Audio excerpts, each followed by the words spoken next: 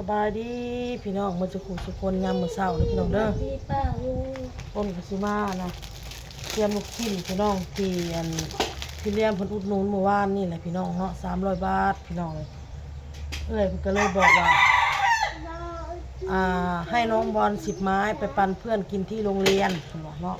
คนก็เลยปิ้งให้ลูกพี่น้องให้เพิ่นเอาไปปั่นอยู่ที่นี่เนาะโรงเรียนเพิ่นเลย10 ไม้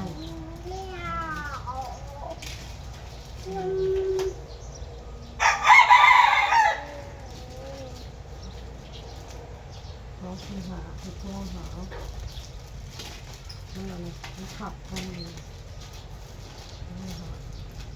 เอามาอีกใบบอลทงหนึ่งเหรอลูกไว้ไปบอกว่าถือว่าเป็นโศกนะไปตลาดมื้อเช้านี่กาสิไปซื้อตูดไก่มาย่างพี่น้องบ่มีตูดไก่ต้องได้สั่งมาเว้าค่ะ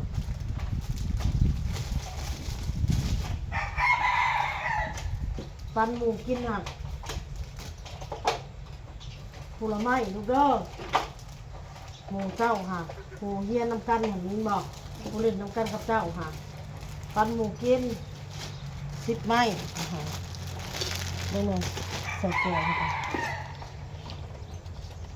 เตรียมอุ่นแม่ก็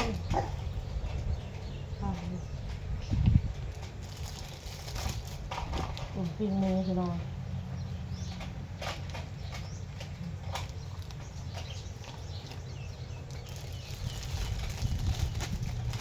ย่างจังเตรียมลูกก่อนเพราะว่าออกไปขายอยู่นอกค่ะ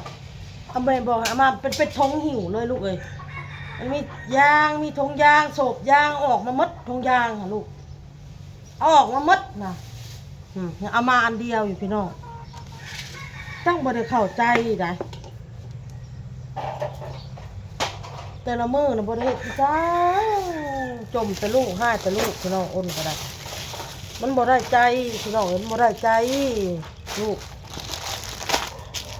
ก็เลยตกจมเลยพี่น้องเด้ออ้นก็ได้ขอโทษขออภัยหลายๆ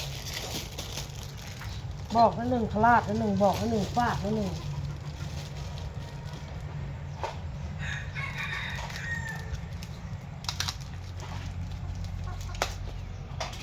ทงหนึ่งพ่อบ่ลูกแก้วฮะพ่อพ่อพ่อบ่ญาติบอก10 ไม้กูได้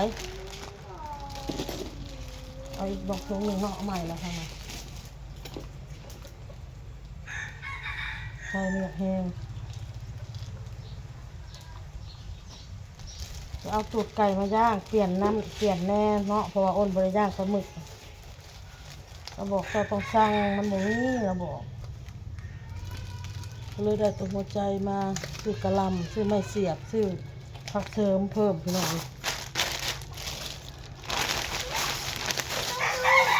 ให้ย่างมันเป็นตับเป็นเพลงแสดงออกมาหมดเลยถ้าเธอทงยาง2 โลดิสะบอลทงยาง2 โลดิไปเอาลูก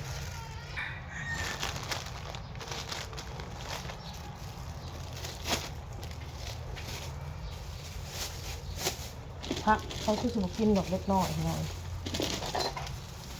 ปันผลไม้กินน้ำกันหมูที่เจ้าเล่นน้ำกันแหละกูได้หมูแหละให้เขากินโมเมนต์หักผู้เดียวละให้ผู้เดียวน่ะกิน4-5 ไม้บ่เอาลูกเอ้ยมีหน่อยกับหน่อยปันกันกินมีหลายกับปันหลายนี่บอกแม่บอกค่ะอุ่นปิ้งหมูก่อนพี่น้องแล้วก็สิไปส่งน้องบอลโผล่เตรียมแล้วมันแหละน้ำในเพิ่นก็ได้ข้าวน้ำมันก็ได้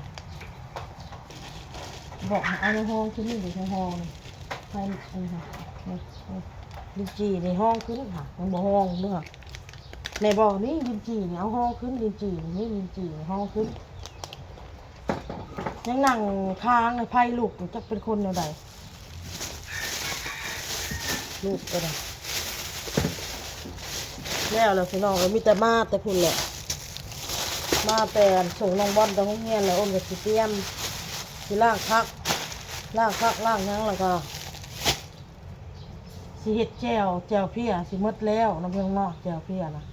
เหลือน้อยเดียวแล้วก็เลยสิเห็ดแจ่วเพี้ยแหละมื้อนี้ ก็ย่างลูกชิ้นแล้วก็ไปส่งน้องบอลแล้วก็สิเลยไปซื้อฮอทดอกมาอีกไปเมื่อกี้นี่ผัดซื้อเอาแต่หัวใจไปทามเบิ่งตูดไก่เลยได้ตูดไก่แล้วก็ลืมเลยพี่น้อยมาเลยแล้วก็สิออกไปขายของแล้วก็สิไปอันผิดอันนั้นแน่สิเพิ่นบอกว่านะพายเงินนะ300เพิ่นให้แจกพักกะแจกแล้วแต่เพิ่นว่าอันนี้ก็เฮ็ดให้น้องบอลไปปั้นหมู่เด็กๆกินในโรงเรียนนั่นแหละหมู่ครูในโรงเรียนเพิ่นแล้วก็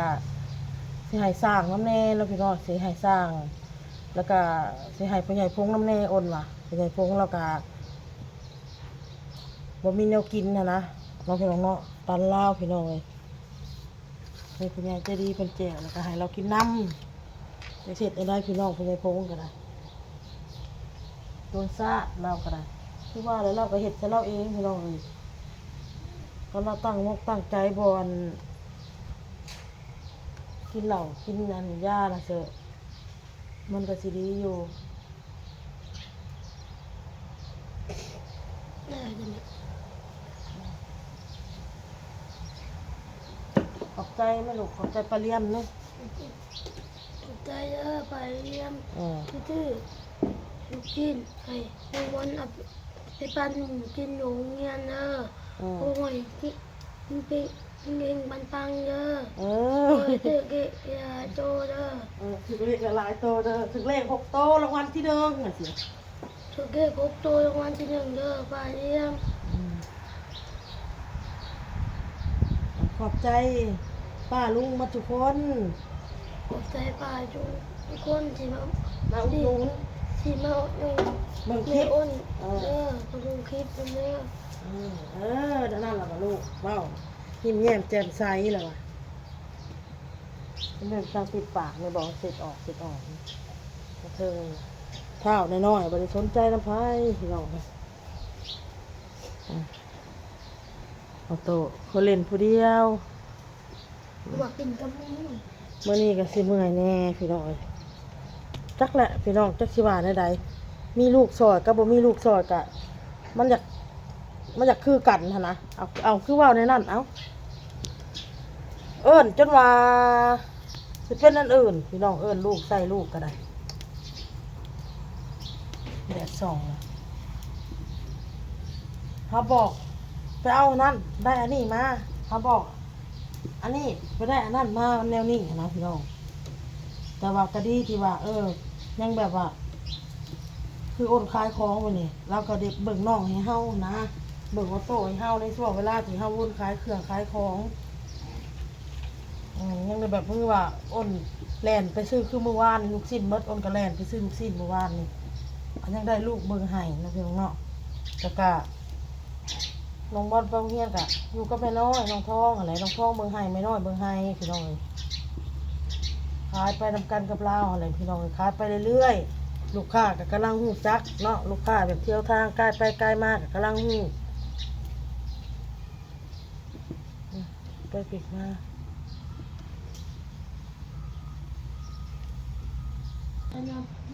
ไปตลาดก็ได้นะพี่น้องหัวใจอ้นก็ได้กะลำหัวนึงพี่น้องซื้อมาเท่าละน้อยเขาซื้อมาหลายกับมันอั่งไว้ในตู้เนาะแบบมันสิหมดแล้วก็ซื้อมาผักเสริมไม่เสียบพี่น้องเลยไม่เสียบใน20,000โอเค20,000